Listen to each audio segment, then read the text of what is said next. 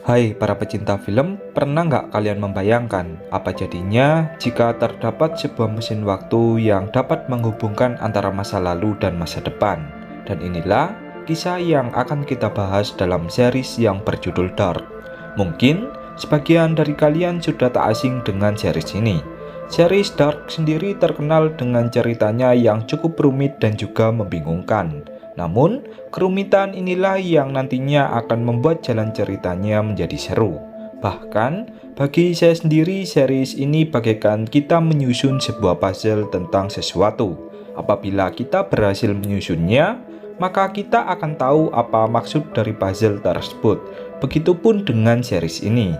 Series Dark ini akan mengisahkan tentang keempat keluarga yang tinggal di sebuah kota kecil bernama Winden di negara Jerman. Sebelum masuk ke pembahasan, saya ingin menyampaikan hal penting agar kalian mudah memahami jalan ceritanya.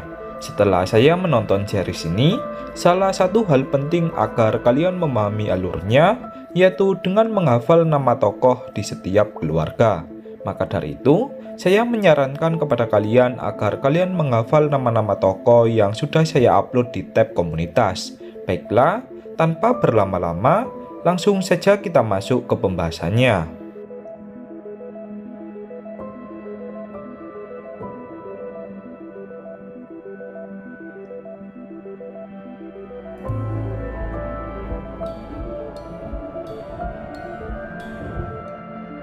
Cerita dibuka dengan sebuah tulisan yang menjelaskan jika perbedaan masa lalu, masa sekarang, dan masa depan hanyalah sebuah ilusi yang terus-menerus bertahan. Semuanya saling terhubung dalam lingkaran tak berujung. Miteinander verbunden. Sie sind in einem ewigen Kreis. Kemudian diperlihatkan waktu yang menunjukkan pada tanggal 21 Juni 2019. Diperlihatkan seorang pria bernama Michael yang tiba-tiba melakukan bunuh diri.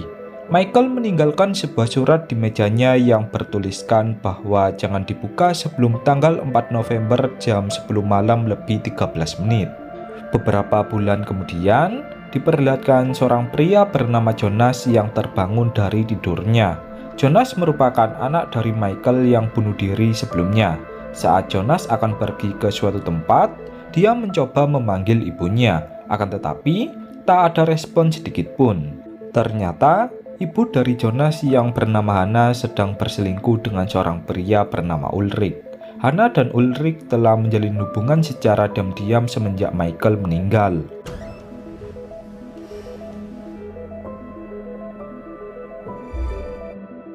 Selama 3 bulan terakhir, Jonas menjalani terapi dengan seorang dokter psikolog yang bernama Peter.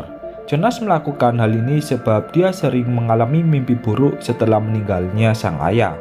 Jonas seringkali dihantui oleh bayang-bayang ayahnya yang seperti ingin memberitahunya sesuatu. Peter pun memberikan saran kepada Jonas agar berusaha mengikhlaskan ayahnya. Dari perilaku Jonas, Peter menyimpulkan jika Jonas terlalu menyayangi sang ayah. Peter pun kemudian memperbolehkan Jonas agar kembali bersekolah, sebab kondisinya sudah sangat membaik. Ternyata, Jonas sudah tak bersekolah kurang lebih 3 bulan karena merasa trauma setelah ayahnya bunuh diri. Warum so? Warum sich... Di suatu tempat, diperlihatkan ibu dari Michael atau nenek dari Jonas yang memiliki surat dari Michael yang ada di awal cerita. Ibu dari Michael ini bernama Ines. Ines sudah tak sabar lagi ingin segera membuka surat peninggalan anaknya. Beralih ke Ulrich, setelah dia berselingkuh dengan Hannah sebelumnya, kini tibalah dia di rumahnya. Ulrich memiliki seorang istri bernama Katarina dan juga memiliki 3 anak yaitu Magnus, Martha, dan juga Michael. Tepat hari ini merupakan hari pertama Michael bersekolah. Michael merupakan anak terakhir dari Ulrich yang suka dengan hal-hal berbau sulap. Saat Michael menunjukkan sulap memindahkan benda ke satu tempat ke tempat lain, Ulrich pun langsung terkejut dan merasa salut dengan kejeniusan anaknya. Di sekolahan SMA, Jonas akhirnya kembali bersekolah lagi setelah 3 bulan tak bersekolah. Jonas memiliki sahabat setia bernama Bartosz yang sangat dekat dengannya. Bartosz memberitahukan kepada Jonas jika teman mereka bernama Erik telah menghilang sudah lebih dari seminggu. Banyak sekali tanda tanya tentang hilangnya Erik. Verstecken gespielt. Hast nichts verpasst. Außer die Sache mit Edith. Di kantor kepolisian, ayah dari Erik menemui pemimpin dari kepolisian yang bernama Charlotte agar para polisi segera mencari Erik. Ulrich yang juga merupakan seorang polisi, dia pun mencoba menenangkan ayah dari Erik. Ulrich berjanji jika dia dan anggota polisi yang lain akan berjuang dengan keras. Wenn der abgehauen ist, war der immer wieder nach 2 Tagen da. Sementara itu, di sebuah goa di tengah hutan, keluarlah seorang pria misterius yang berjalan keluar goa. Beralih ke sekolahan SMA, diperlihatkan Magnus atau anak dari Ulrich dan Katarina yang sedang merokok di suatu tempat. Magnus pun didatangi oleh seorang wanita bernama Franziska yang merupakan anak dari Peter atau dokter terapi dari Jonas. Pertemuan ini pun membuat Magnus mulai jatuh cinta dengan Franziska. Saat waktu istirahat sekolah, semua murid dikumpulkan menjadi satu di sebuah ruangan. Hal ini dikarenakan ada informasi yang akan disampaikan oleh Katarina yang merupakan kepala sekolah. Saat Jonas bersama Bartosz, dia melihat Marta atau wanita yang disukainya yang kini telah menjadi pacar dari Bartosz. Jonas pun mencoba tegar setelah mengetahui hal itu. Katarina kemudian menyampaikan kepada semua murid mengenai Erik. Katarina menyuruh semua murid agar menginformasikan kepada dirinya apabila mereka menemukan kejanggalan tentang hilangnya Erik. Selesai menyampaikan informasi ini, Katarina pun menyuruh semua murid untuk kembali ke kelasnya masing-masing. Niemand, der ihn nach dem Training gesehen hat. Di kantor kepolisian, Ulrich bersama Charlotte terus membahas mengenai Erik. Charlotte merasa ada yang aneh dengan hilangnya Erik, sebab tak ada sedikit pun jejak tentang di mana Erik berada. Ulrich pun memutuskan untuk kembali membahasnya esok hari. Saat Ulrich akan pergi, Charlotte mengatakan jika Jana atau ibu dari Ulrich mencoba menelpon nomor darurat dari Ulrich. Charlotte pun menyarankan agar Ulrich mendatangi ibunya, barangkali ada suatu hal yang penting. Di lain sisi, diperlihatkan seorang wanita bernama Regina yang merupakan ibu dari Bartosz. Regina merasa sangat pusing karena semenjak hilangnya Erik, hampir tak ada wisatawan luar yang berlibur ke kota Winden. Imbasnya pun membuat hotel dari Regina tak memiliki satupun penyewa. Regina sering kali dihubungi oleh karyawan bank yang ingin menagih hutangnya. Regina pun mencoba meminta tambahan waktu sebab hotelnya kini sangat sepi. Akan tetapi, karyawan bank itu pun tak menerima alasan apapun. Ein ohne Hilfe. Mein Mann und ich sind seit 20 Jahren Kunden. Di sekolahan SMA, diperlihatkan Franziska yang menjelaskan mengenai lubang cacing penghubung 2 dimensi. Saat Franziska tengah menjelaskan, Bartosz bersama Jonas sedang asik bergurau. Bartosz kemudian membisikkan kepada Jonas jika Erik merupakan seorang pengedar narkoba. Bartosz pernah diajak oleh Erik untuk menyembunyikan narkoba di dekat goa. Bartosz pun berfirasat jika Erik mungkin saja dibunuh oleh seseorang saat sedang menjual narkobanya. Beralih ke Ulrich, setibanya dia di rumah ibunya, dia pun bertanya mengapa ibunya menelponnya seakan ada hal yang penting. Jana pun memberikan bungkus coklat yang diproduksi pada tahun 1986. Jana pun mengatakan jika dirinya teringat tentang adik dari Ulrich yang bernama Matt yang menghilang 33 tahun yang lalu. Wie vor 33 Jahren. Wie bei deinem Bruder damals. Sementara itu, di sebuah panti jompo, ayah dari Peter yang bernama Helge seringkali mengatakan jika ini akan terjadi lagi. Entah apa maksud perkataan dari Helge. Di lain sisi, diperlihatkan Erik atau anak yang hilang sebelumnya yang ternyata berada di suatu tempat. Erik seperti dikurung di sebuah ruangan yang entah di mana. Beralih ke Jonas, ketika dia akan pulang dari sekolahan, Bartosz mengajak teman-temannya untuk pergi ke sebuah goa yang bertujuan mencari narkoba milik Erik. Bartosz mengatakan apabila mereka menemukan narkoba milik Erik, mereka bisa menjualnya dan mendapatkan banyak uang. Ide dari Bartosz ini pun direspon baik oleh teman-temannya. Beralih ke Katarina, saat dia akan mencuci jaket milik Ulrich, dia pun merasa curiga karena menemukan sebuah rambut dari seorang wanita. Tak hanya itu, dia juga mencium parfum yang sangat asing di jaket suaminya. Katarina pun berfirasat jika suaminya telah berselingkuh. Di perusahaan PLTN, Hana bekerja sebagai terapi pijat dari pemimpin PLTN yang bernama Alexander. Alex sendiri merupakan suami dari Regina atau ayah dari Bartosz. Alex merasa jika pijatan Hana sangat enak sekali dan membuat rasa capeknya langsung hilang. 4 jam menjelang pukul 10 malam, Ines merasa tak sabar untuk membuka surat dari Michael atau anaknya. Dirinya telah menunggu selama lebih dari 3 bulan hanya untuk membuka surat itu.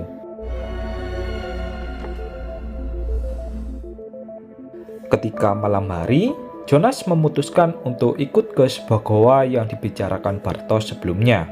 Di sana, terdapat Martha yang telah tiba lebih dulu. Jonas pun langsung menyapa Martha dengan sedikit malu.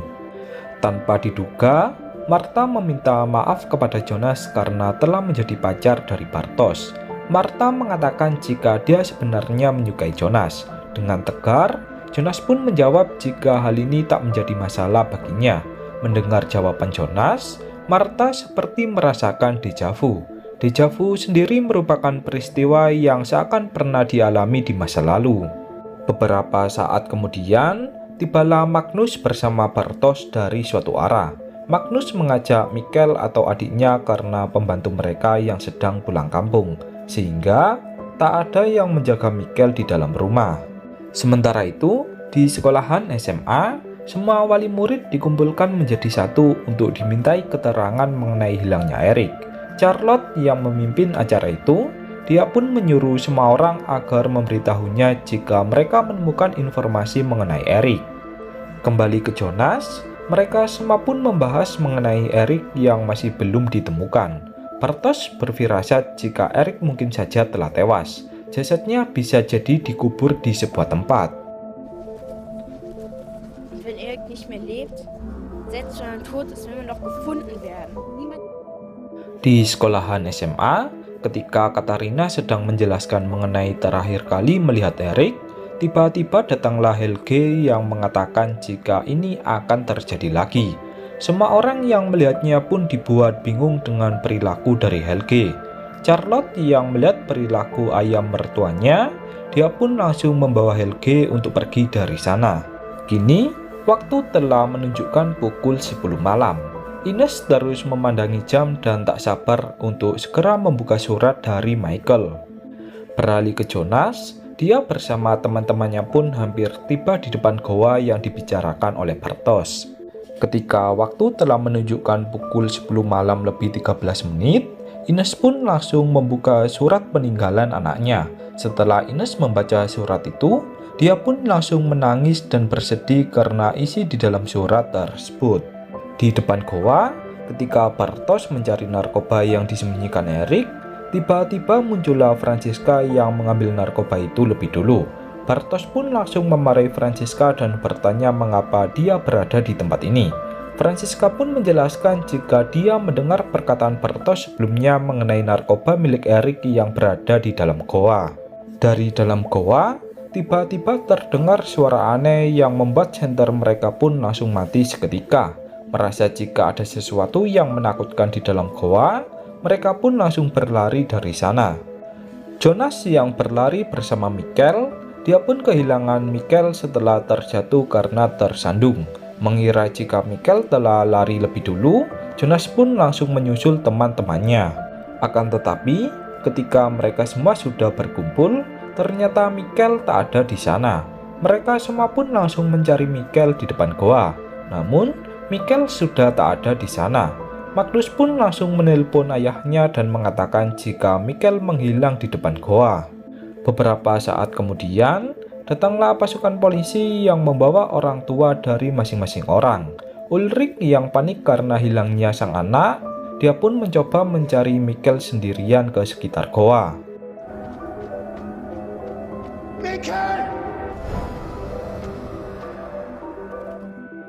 Keesokan paginya, berita hilangnya Mikkel pun mulai tersebar ke berbagai tempat. Sementara itu, di sekitar goa, para polisi masih menyelidiki tentang hilangnya Mikkel. Charlotte yang ikut mencari Mikkel, dia tiba-tiba ditelepon oleh Peter yang ingin mengatakan sesuatu. Namun, Peter tak jadi mengatakannya. Di sekitar goa, beberapa polisi menemukan jasad seorang anak dengan luka bakar di bagian matanya. Ulrich pun mengira jika itu adalah Mikkel atau anaknya. Akan tetapi, ketika Ulrich mengeceknya, ternyata jasad itu bukanlah anaknya.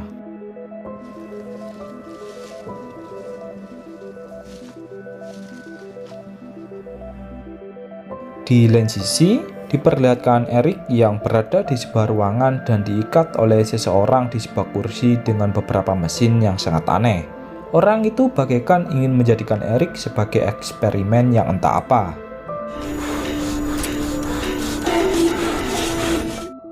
Sementara itu, di sekitar goa, diperlihatkan pria misterius sebelumnya yang mengawasi para polisi yang sedang mencari keberadaan dari Mikkel. Pria itu menunjukkan raut wajah biasa saja dan tak terkejut bagaikan sudah mengetahui jika ada seorang anak yang akan hilang.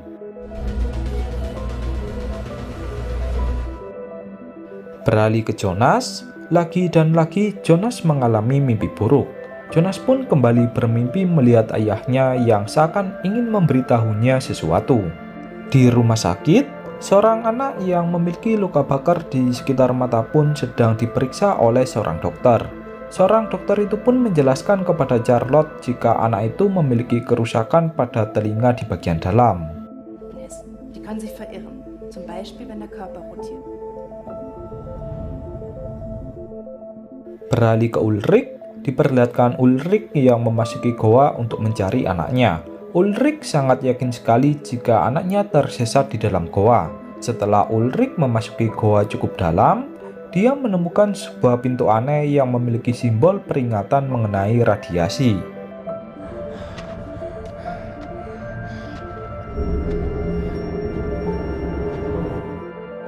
Di tengah hutan, Magnus memata-matai Franziska karena dia diam-diam sering pergi ke tengah hutan.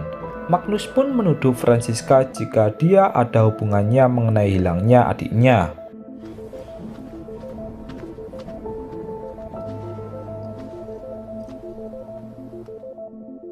Sementara itu, di dua sisi, Peter dan juga Tronte tak merasa terkejut dengan hilangnya beberapa anak sebelumnya.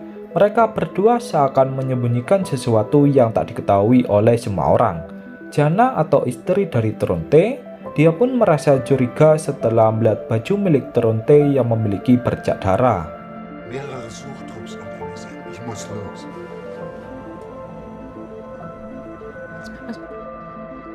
Beralih ke Martha, dia pun tak bisa menahan tangisnya karena kehilangan sang adik. Katarina pun mencoba menenangkan anaknya jika Mikkel pasti akan ditemukan. Bartosz yang tak mendapatkan kabar dari Martha, dia pun mencoba menghubungi Martha berkali-kali. Akan tetapi, Martha yang larut dalam kesedihan, dia pun tak membalas pesan dari Bartosz.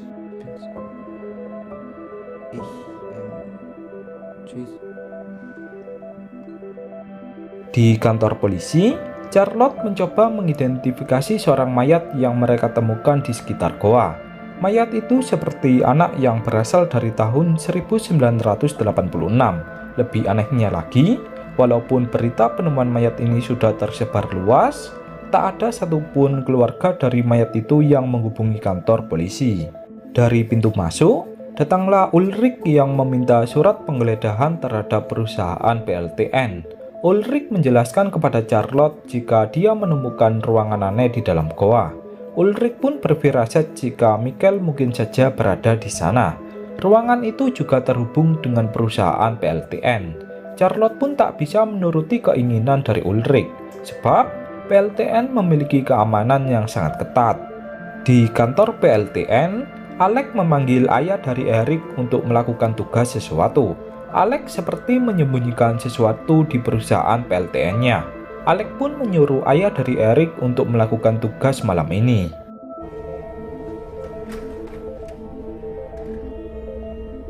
Also heute Nacht. Di hotel milik Regina, datanglah pria misterius sebelumnya yang ingin menyewa sebuah kamar. Regina pun tak peduli dengan penampilan pria itu. Saat ini, dirinya sedang butuh uang karena tak ada seorang pun yang menyewa kamar hotelnya. Di tengah hutan, Tronte ikut serta bersama polisi untuk mencari keberadaan dari Michael. Anehnya, Tronte bersikap biasa saja seperti tak merasa terkejut tentang hilangnya cucunya. Sementara itu, Jana yang berada di rumah, dia memiliki firasat jika hilangnya cucunya memiliki hubungan dengan hilangnya Matt di 33 tahun yang lalu. Di kamar hotel, diperlihatkan pria misterius sebelumnya yang memiliki sebuah buku bertuliskan perjalanan waktu. Kemudian, dia pun mengeluarkan sebuah mesin aneh yang entah mesin apa.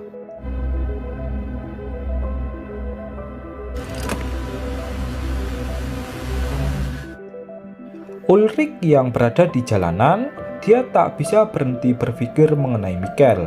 Begitupun dengan Katarina, Martha, dan juga Magnus. Mereka semua seakan tak rela dengan hilangnya Michael yang sudah lebih dari 3 hari.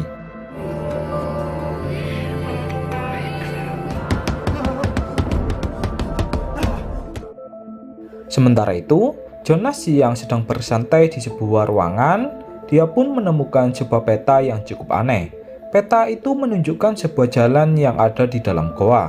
Jonas pun merasa bingung tentang peta apakah itu sebenarnya.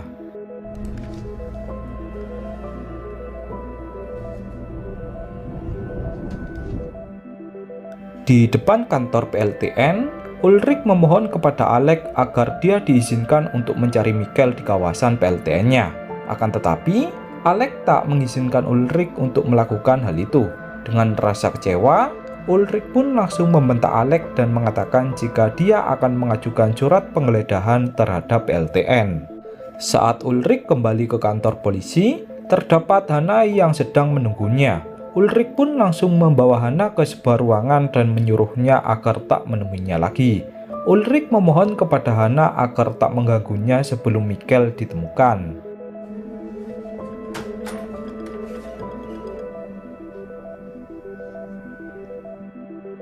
Beralih ke Jonas, terlihat Jonas yang berusaha memahami peta yang ditemukannya. Jonas sangat ingin tahu sekali tentang peta apakah itu sebenarnya. Sementara itu, Ulrich yang ada di kantor polisi, dia merasa janggal dengan kalung milik jasad seorang anak yang memiliki koin bertuliskan tahun 1986. Saat Ulrich memeriksa CCTV sebelum hilangnya Michael, dia melihat sebuah mobil yang ternyata adalah mobil milik ayah dari Eric. Ulrich pun merasa curiga jika ayah dari Eric lah yang menculik Michael. Secara diam-diam, Ulrich mendatangi rumah dari ayah Eric dan memeriksa ke dalam lumbung. Ayah dari Eric yang mendengar suara aneh, dia pun langsung bergegas memeriksanya. Di dalam lumbung, ketika Ulrich menemukan ruangan bawah tanah, dia pun langsung mengeceknya. Tak diduga, ayah dari Eric hanya menyembunyikan sebuah narkoba. Firasat Ulrich ternyata salah mengenai ayah dari Eric yang menculik anaknya.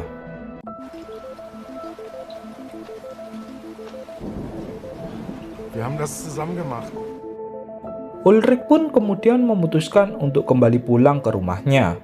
Ulrich benar-benar merasa kacau dengan kehidupannya. Beberapa saat kemudian, lampu tiba-tiba berkedip seakan ada sesuatu yang terjadi. Tepat pada saat itu, burung-burung berjatuhan dari atas langit. Charlotte yang melihat fenomena itu, dia pun merasa bingung dengan apa yang sedang terjadi.